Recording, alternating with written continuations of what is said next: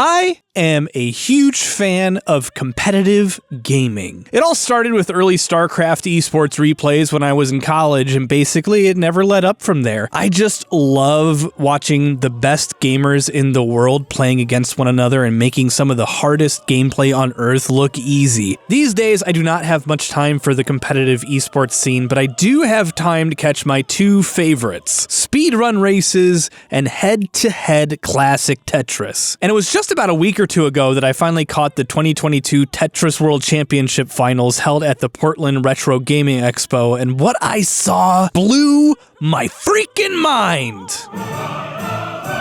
But before we go any further, let's roll on over to our sponsored segment to talk about Raid Shadow Legends. Raid is a free-to-play mobile RPG with like a bazillion heroes in it. And here's some of mine, and you might think that Rhonda here is my favorite because she's OP and kills everything in one hit, but no, she's not. No, my favorite is this guy, this useless pile of garbage. He can't kill anything, he dies in every single fight, and his name is literally Wretch. I can't get rid of him. Raid is celebrating its 4th anniversary right now, and they're giving away all sorts of free stuff with new promo codes, events, and a new fusion event where you can get your hands on legendary themed champions. If you want to play Raid and join my clan, Shoddycast, scan the QR code on screen and get a free starter pack worth over $30. Anyway, where was I? Oh, right, my mind was blown by Tetris. Now, in order to understand what blew my mind so much, you gotta know that I'm a parent in my mid-30s and years past like that. And so, as a result, I do not have a lot of free time, so the last time I actually caught the Tetris World Championship was probably sometime in 2021, which would have probably been the 2020 World Championship, and since then, the entire Tetris world has been turned completely and totally upside down, and it will never, ever, ever be the same way again. And it's all because of one thing: rolling. What is rolling, and why is it such a big deal? Well, to put it simply, this is rolling. This is the weird thing I noticed when I was watching these Tetris rock stars compete against one another, which was not something I'd seen before while watching competitive Tetris, especially since I'd missed the 2021 World Championship. You see, back then, there was a battle raging for the soul of Tetris, but I think to understand what precisely is going on here and what was going on then, we have to go all the way back to way before this point, and then work our way up to how precisely current Tetris masters are breaking the game wide open and breaking records left and right. So, before we can talk about rolling, we're going to start with some other things first. DAS and hyper tapping. Let's cover DAS first. DAS stands for delayed auto shift, and it's basically how all of us plebeians play Tetris. But until recently, it was still considered competitively viable, though it wasn't winning world championships by any means. DAS is basically just holding the button down in the direction you want the piece to go and letting the button refresh rate move it for you. This is viable at the beginning of tournaments because it takes a piece 3 frames to move down one block, which, by the way, is actually crazy fast. Tetris runs at 60 frames per second, and a board is 20 blocks high by 10 wide. This means that a single piece runs from top to bottom in just 1 second. I tried playing at level 18, the level pro tournaments start at, and my spinal cord got absolutely rocked by how fast the pieces go. But in terms of pro competitive Tetris, this is a snail's pace. If you hold down a button on an NES controller, it will send a signal to the system at a steady pulse rate, as though you were tapping it. This button press happens every 100 milliseconds, or 10 presses per second. And for these opening stages, it's totally viable. I mean, if you're not me. Because I suck at this. But shit gets real at what is known as the transition, which happens when a Tetris player has cleared line 130. Because this is when the game picks up tremendously, moving from level 18 to 19, and the speed goes up by 1/3, from 1 block every 3 frames to 1 block every 2. At a button press rate of 10 presses per second, this means that at 60 frames per second, a DAS player moves a Tetris piece 1 space left or right every 6 frames. It takes 30 30 frames or half a second to move entirely from the center to the left or right, meaning normally when the game starts, by the time a DAS player has moved a piece all the way to where it needs to go, it might have fallen halfway down the board. But at the transition, pieces make it from top to bottom in less than a second, and by the time a DAS player has moved all the way either direction, a piece can be 75% of the way down to the bottom of the board. This is where we get to our next technique, hyper-tapping.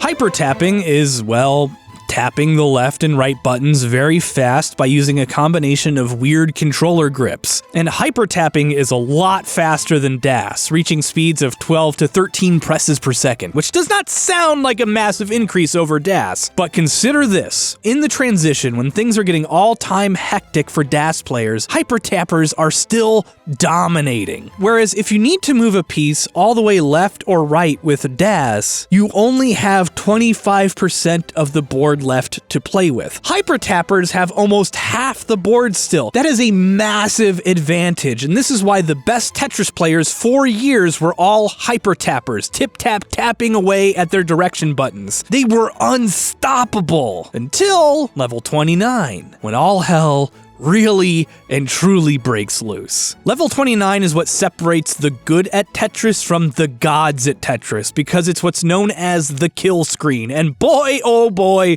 are things crazy at this level. At the kill screen, pieces move 3 times faster than they did at the beginning of the match, at a blisteringly quick 1 space per frame. By the time a DAS player has moved a piece all the way to the left or the right from the center of the kill screen, it has already hit the bottom, making it next to impossible to get past the kill screen by DAS alone. Hyper-tappers have almost no room to breathe either, with a piece basically hitting the bottom as the world's fastest hyper-tappers can get it into position. This is why in the 2021 Tetris World Championship, Dog playing Tetris, the world champion that year, was only able to get to level 35 in his furthest stretch. The kill screen and post-kill screen play is no freaking joke, and for years, nobody could get very far past it. That is, until now, or until 2022. 2022 round 1 between Eric and Fractal in the championship. Level 48 versus level 47. Round 2, 44 versus 36. And the final match? Fractal got to level 69, nice, while Eric got to level 73. 73! That's over twice as far as Dog was able to get in 2021 with hyper-tapping. And the key of it lies in the new technique that is blown over and spread like wildfire in the pro Tetris community. Rolling.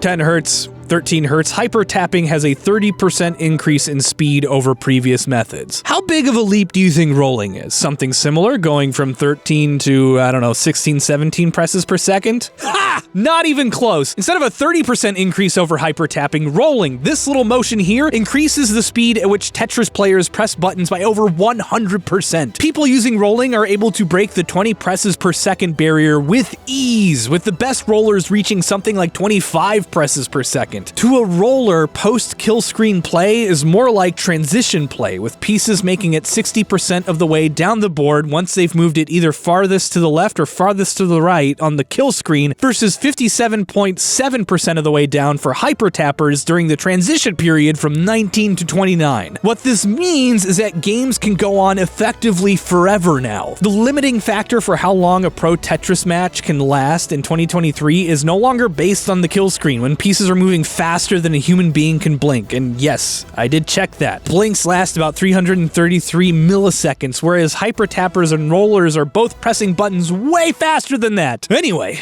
the limiting factor for Tetris now is no longer piece speed, it's decision-making and endurance. But what exactly is going on here? What is so revolutionary about this technique? Well, it boils down to essentially reversing the role of the directional buttons, or rather making the buttons the controller body and turning the controller body into one humongous giant button. The way you roll is you press your fingers against the direction you want to move the piece with just the right amount of pressure, and then you flick or roll your fingers over the back of the controller, which causes a series of micro vibrations that travel through the body of the controller and into the switch under the directional button, sending a multitude of signals in quick succession, up to as fast as 25 presses per second. What essentially this does is turn the controller into one massive button that you can smack your fingers on in quick succession, basically giving you superhuman reflexes when it comes to moving Tetris pieces. This is a technique taken over from arcade cabinet games where arcade players were able to get really fast button presses by rolling their fingers along the buttons on the cabinet. The issue with controllers, though, is that the buttons are way too tiny to do this sort of motion with any degree of control. They have next to no surface area, and even if you could roll on them, the buttons don't have the snappy returns that arcade buttons do. And this is what's causing the Tetris revolution right now. World records are being broken left and right by pro Tetris players, with huge high scores and massive streaks past the kill screen being achieved seemingly every other week. The world of Tetris will never